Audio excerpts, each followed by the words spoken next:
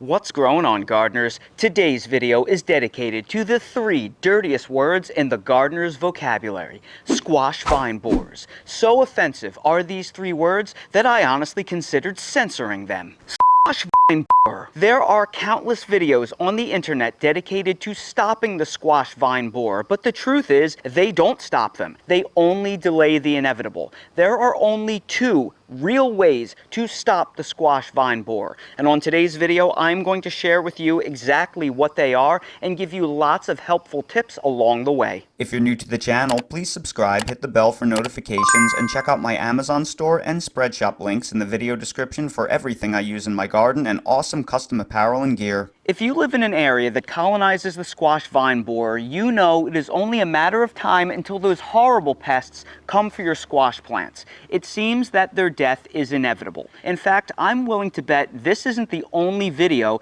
that you've ever watched on squash vine borers. I bet you that you've watched lots of videos and you've probably Googled and researched and read various articles, all promising you different ways that you could stop the squash vine borer. And you've probably tried those methods and still they probably took out your zucchini and other squash plants. That's because the various methods out there that claim to stop squash vine borers from killing your squash plants don't actually stop them. All they do is they delay the inevitable. They reduce the population of vine borers, or they protect your vines to an extent that usually you get a few additional weeks of lifespan out of your plants. But the honest truth is they are eventually going to get killed. There are only 2 really effective ways to truly defeat the squash vine borer. Method number 1 that honestly will stop the squash vine borer is to grow your susceptible plants in an indoor growing environment that is closed off, sealed off from the elements.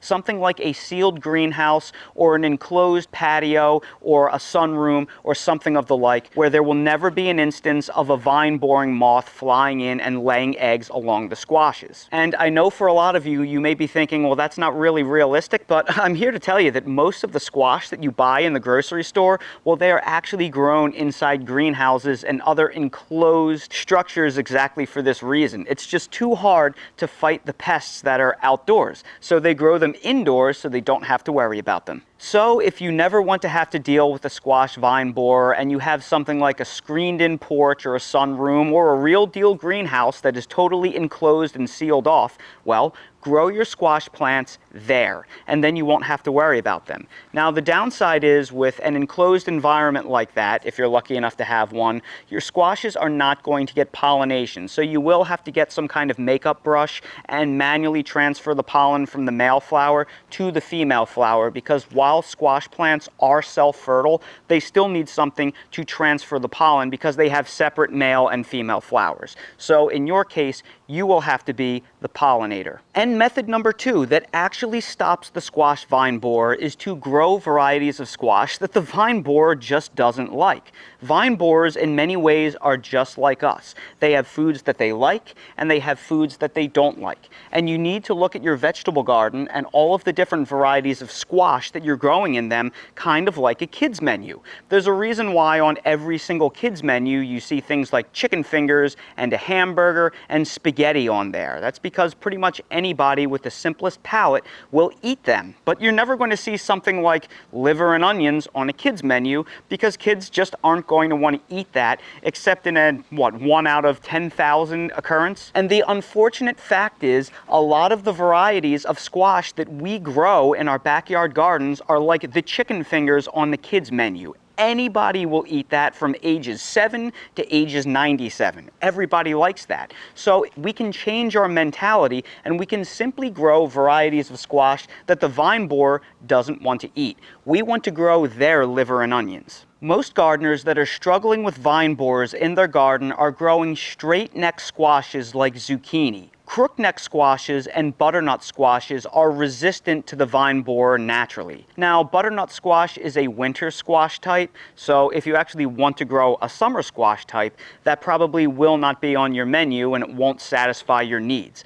but some crookneck varieties give off zucchini-like vibes that you should be able to substitute and you won't have to deal with all of these issues. A lot of Italian crookneck squashes are similar to zucchini when harvested small and young. Some varieties that are naturally resistant to the vine borer are Zucchino rampicante, Tatume squash, Italian cucuzza, and Tromboncino squash. The two squash plants that you see right here are the Zucchino rampicante variety. These are supposed to be some of the most vine borer resistant summer squashes out there. So because they have a reputation of being so hardy, so tough, so long living, and so insect resistant compared to straight neck varieties of squash, I have set these up in such a way that I intend to trellis them on this cattle panel up against my fence for the entire summer. So I'm giving them lots of real estate, whereas I don't give that same luxury to my normal zucchini varieties because they only live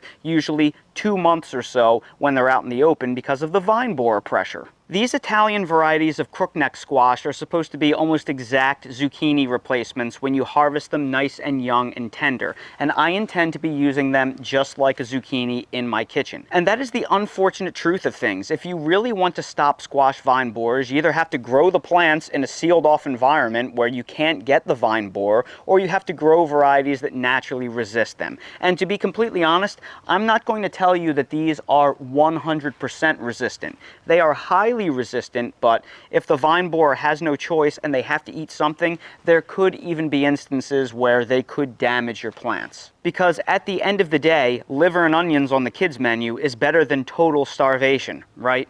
So that being said, what if you don't have the opportunity or the option to grow your plants indoors? Or what if you just want to grow straight neck squash and you won't compromise? Well, if you're going to grow straight neck squash outside in an outdoor environment that colonizes the squash vine borer, it is truly only a matter of time until your plants get hit by them.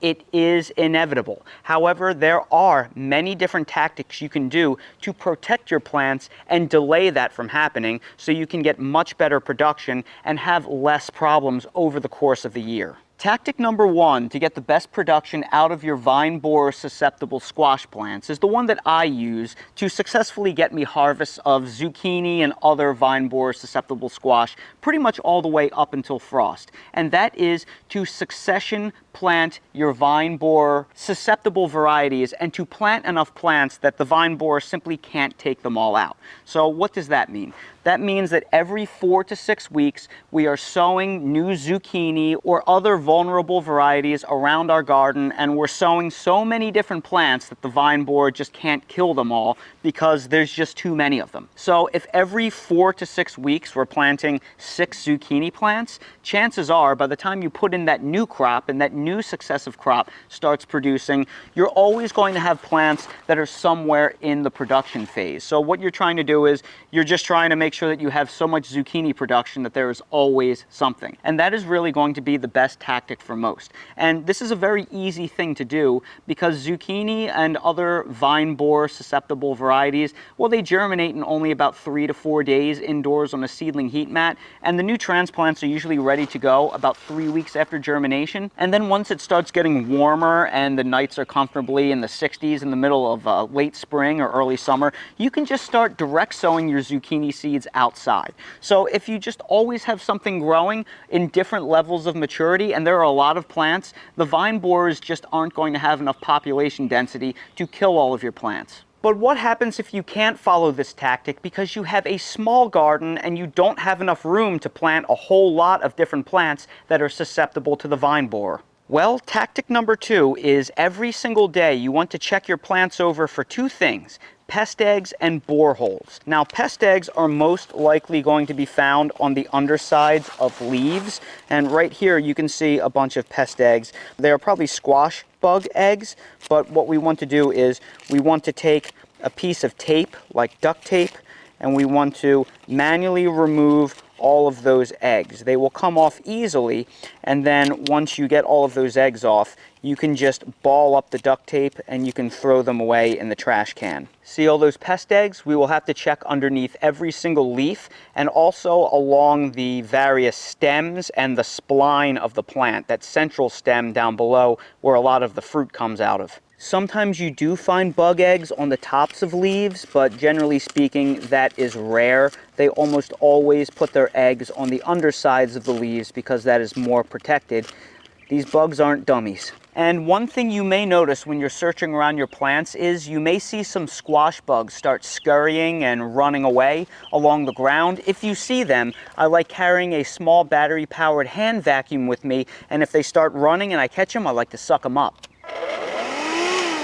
But most importantly, we want to check the centers of the plants and the big thick stems for boreholes. The way that vine borers spread is the moth comes and it lays eggs along the stems and the ribs of the plants, and then the eggs hatch, and then the little tiny worms, they bore their way into the plants. And when you see a borehole, it will almost look like there's sawdust coming out of the plants. Now when you see those boreholes, you have to get those worms out of there because they are eating the insides of the plant. So what I often like to do is I'll take a knife, or you could take a razor blade, and you can cut open that area and you can manually extract them. They're big, ugly, gross looking worms. At that point, you can just squish them, or some people also like to do things like get a syringe and they can inject a solution of BT or spinosad into the ribs of the plants or the stems of the plants. More on that later. Tactic number 3 is to preventatively spray your susceptible squash plants with an insecticide and or a clay crop protectant. Now there are 2 very effective and safe insecticides that you can use organically on your squash plants. 1 is BT and 2 is spinosad. BT is a natural bacteria that you spray all over the plants, and it will naturally kill worms and caterpillars upon ingestion. So what you need to do is you need to spray the plants in the evening and let the solution dry on the plants, and then the worms and caterpillars, which the vine borers are that type of insect, well, as they eat the plants and they ingest that natural bacteria, it kills them, it ruptures their stomachs. So that is a great way that you can kill worms and caterpillars and the vine borer larvae. Now what's nice about BT is it targets worms and caterpillars specifically, so you don't have to worry about it harming things like ladybugs or dragonflies or honeybees or any other beneficial insects. But the downside with BT is because it only works, it's very narrow in the spectrum and it only works on worms and caterpillars, it won't kill the vine boring moths. Spinosad is a much more broad spectrum insecticide. Just like BT, it is a natural and organic bacteria that you spray on the plants, and then a lot of insects, once they eat the vegetation coated in it, the same thing happens. It ruptures their stomachs and it dies. Now spinosad is effective on squash bugs. It's effective on the adult moths themselves, but the downside is it could also harm ladybugs, dragonflies, honeybees, and things like that. Now remember, a lot of those animals, they don't actually consume the vegetation on the plants, so for that reason it's actually listed as very low toxicity for those animals, because why would a dragonfly or a bee consume the foliage of your plants? They generally don't do that, but there is a little bit more risk. And the third thing I mentioned is a clay crop protectant spray. Surround WP is a natural micronized organic kaolin clay spray that you can spray all over the fruits and the ribs and the leaves and the stems of your plants. And the theory behind that is if you coat the plants continually with a layer of clay, well, that layer of clay is going to make it really hard for anything to bore or eat the plant. Because if you're an insect, think about eating a big mouthful of clay. I mean, would a vine borer even want to lay eggs on some sticky, clayed up mess? No, probably not. Just the only downside with the Surround WP is you have to consistently spray the plants to maintain that layer, because as it dries in the sun, it'll eventually flake off. If you get lots of rain in the summer, it will eventually wash off. Now, the best thing that you can do is you can mix spinosad or BT with the Surround WP, and that way you have both the crop protectant that coats your plants, and then the crop protectant actually helps the spinosad or BT adhere to the plants. So I actually like combining the two, and here is how I do it. To make a spray out of Surround WP, you have to mix it at a rate of 2 to 3 cups per gallon of water. I will be towing the middle of this recommendation and mixing it at a rate of 2.5 cups per gallon. And to do that, I'm going to use a ½ cup scooper, so I'm going to need 5 of these to reach 2.5 cups. Then I will add spinosad concentrate to that. This specific brand is mixed at a rate of 1/4 cup per gallon. So I'm going to put 1/4 cup of the spinosad into this bucket. Because you have to add so much clay per gallon of water, you shouldn't mix it directly in the sprayer. It's recommended that you put half the amount of water first into a gallon bucket, and then you pre-mix everything. Then once it is well mixed, you can add the remainder of the water, complete the mixing process, and then pour that directly into the sprayer. If you're curious where to get these insecticides, I will place direct links to the spinosad and the BT down below. You can get these very easily and affordably on Amazon. The Surround WP is a little bit harder to find because it is such a large and rarely stocked item, but my buddy James Prigioni actually sells it in his store, so I'll place a link to his store down below where you can buy the Surround. Now, anytime you spray Surround in your garden, I recommend you use a cheap manual pump sprayer because it tends to gum things up, just because it's a clay spray and it gets on everything. So I don't recommend you use some kind of expensive or high quality backpack sprayer. Use something cheap that you won't mind blasting off with a stronger jet hose when you're done. And also, in between spraying each plant, make sure you keep giving it a little stir. And also, before you start spraying anything, make sure you clear out the hose until you start seeing that clay spray actually come out, because the first couple of seconds you spray, you're just going to get plain water. So let's spray our plants down really well. We want to make sure we coat the stems, we coat the main threshold, those main splines of the plant, and also we want to get underneath the leaves where squash bugs and vine borers may like to lay their eggs, and get that thin coating of clay and spinosad all over everything, because the idea is they won't like laying eggs in a heavy clay medium, and if they do and they hatch, well, they'll have to eat their way through the clay and the spinosad or BT, which will kill them before they can do too much damage. The other thing you need to know about this spray is it takes several applications to stick. So what I recommend you do is you spray all your plants down, and then you come back and spray them all down again with a second wave. That way you give things about 10 minutes to dry in between sprays. And you will probably have to repeat this process every 5 to 7 days for a good 3 or 4 applications to build up a good coating of the clay, and you'll need to maintain that clay spray every single time it rains heavily so it doesn't wash off that coating. If you have any spray left over, you can pretty much coat anything you want to protect in it. I like coating my apples in it. I like coating my pears in it. Peaches, plums, they're all fair game. They're great to coat your cucumber plants in it because it can actually help prevent the cucumber beetle, because if the cucumber plants are coated in a fine layer of clay, it gums up their antennae and they have a hard time navigating or eating the plant. You can even spray it on your citrus trees to prevent leaf miner. It's good for a lot of different things. And if you live in a place with really hot summers, it can actually cool your plants down because it is white.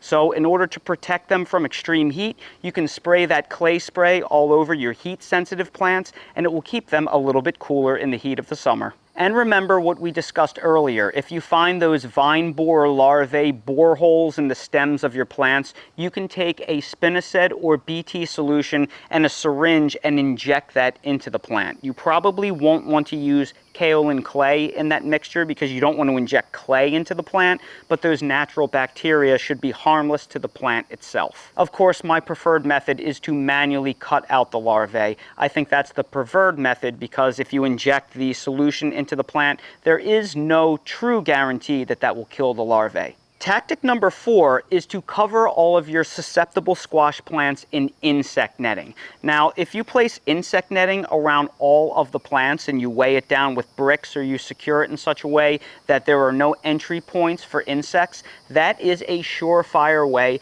to keep the squash vine borers and other pests like squash bugs away from your plants. However, if you choose to do this, please be aware that you will have to manually hand pollinate your squash plants because they have separate male and female flowers. The pollen has to transfer from male flower to female flower. So if you intend to do this, you have to be the pollinator. You're going to have to go out there in the morning when the male flowers open up and take that pollen and manually touch it to the insides of the female flowers. Otherwise, you won't get any fruit. Now, I will tell you this year I am experimenting with a variety of zucchini called Dunja that claims to be partially parthenocarpic, which means some amount of the fruits will set without any kind of pollination at all. I have not verified this yet, and I did try a different variety last year that made that same claim, and it did not work at all. So I haven't had any luck on the squash front so far with parthenocarpic varieties, but if things change this year and I get good results from Dunja, I will let you all know. But please be warned, if you choose to use insect netting, you still have to check underneath the plants regularly for insect pests and eggs, because I have had instances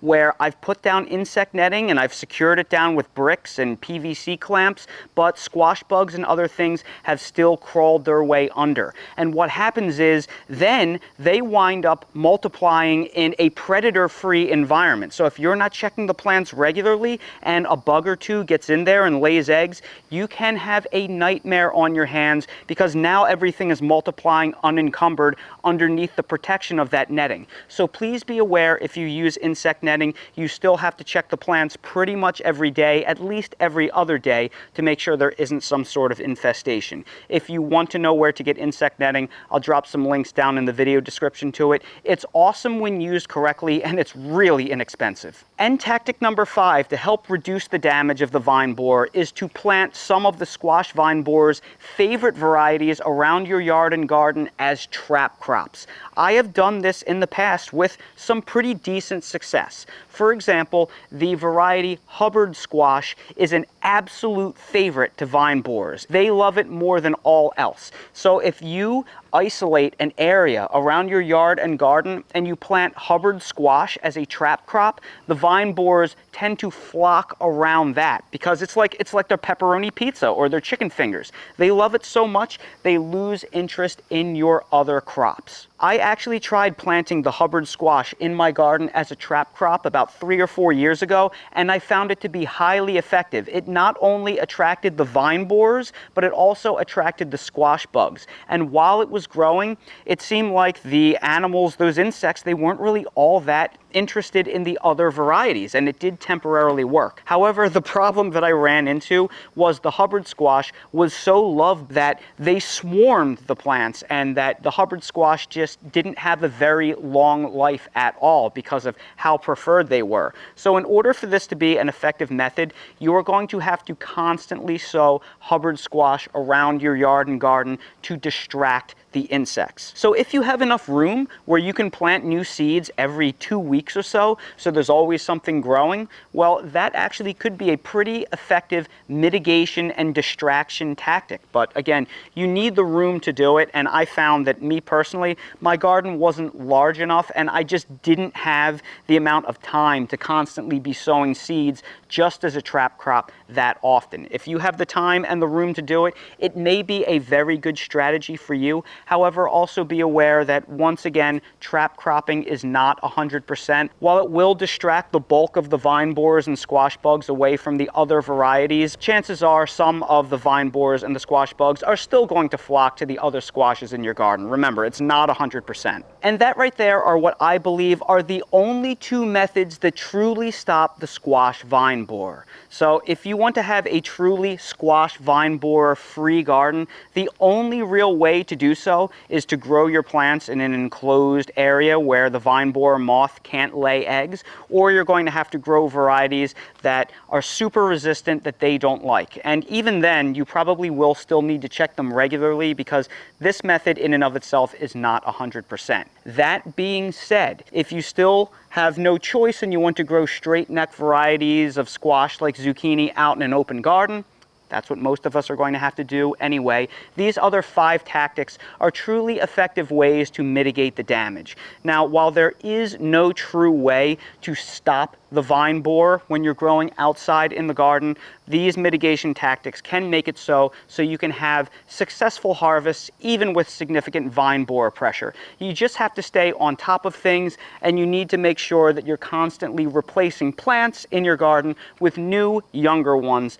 That way, as the old ones tire out, there are newer, more vigorous, more healthy plants that are starting to give harvests as well. Squash plants just aren't that long-lived in most cases.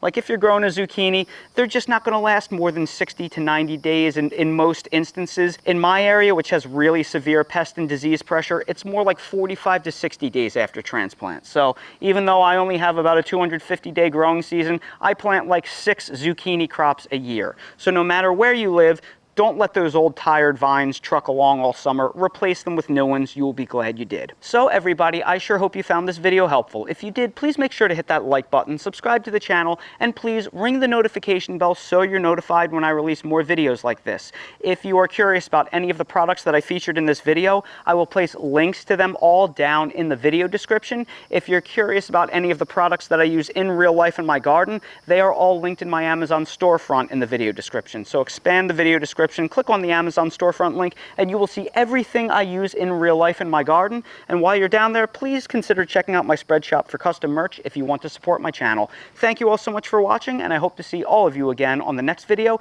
If you have any questions about these methods, please ask them down in the comments below. Well, after a wet and stormy night, it is finally turning beautiful outside. We got 1.61 inches of rain last night, and Dale didn't get the best night's sleep, but he's finally catching some Z's in the middle of the day. He's got his sloth toy, and he's sitting on his bed relaxing because Dale doesn't sleep really well when it's raining hard out. It makes him very nervous, so he's a little tuckered out from not the best night's sleep. But that's okay. He's catching some Z's now. They forecast rain this afternoon, but it looks like they were wrong, and they changed the forecast to no rain and sunny skies. So now we should be all right. My little sweet boy.